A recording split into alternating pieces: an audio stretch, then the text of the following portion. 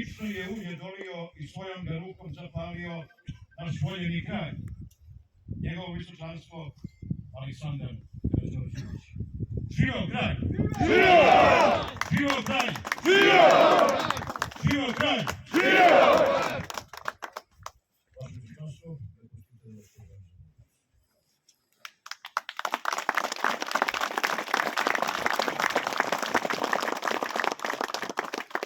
Časni oci, dragi Karađorđevci, dame i gospodo, veoma sam srećan što sam danas na ovom mestu, svetom mestu na Ravnoj Gori. Ona ima veliki snagu. Na ovom mestu veliki heroj, general Govor podigao je zastavu slobode. Sa ovog svetog mesta ta iskra slobode i otpora našeg nasilja je sežena.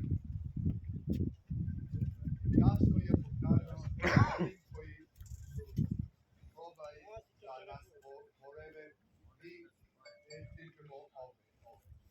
Kralja i njegovi vojnici su se borili na dva fronta protiv dve ekstremne ideologije. Ove suprotne svakog vredne vozdrenosti na kojoj naš narod stoji. Uvek verni korenima i zaštitni sa verom u Boga za kralja i otadžbinu. Oni su sve svoje živote sastavili na oltar borba za pravdu i slobodu. Čini je Ravna Gora postala bitan simbola za svako pravo slobodu. Oni koji ovdje neće da promijenjem su probali da ocrne ime generala Mihajlovića, ali ono je ipak ostalo slavno i pametno se sa velikom ljubavu u poštovanju. Moramo reći, isto su probali i sa minimalnom rolom od oca. Ali časni ljudi nikada nisu verovali u bajke, već su čuvali sjećanje na istinu.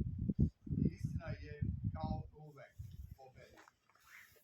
Dok je pamatimo te heroji, moramo da uvek budemo verni vrednostima na idejama pravde, jedinstva i poštene. Neka se ime pravde u Gore uvek izgorava sa ponosom i dostojanstvom. Ta tradicija je veoma bitna za našu zemlju i narod. Za vrednosti koju svi veruju.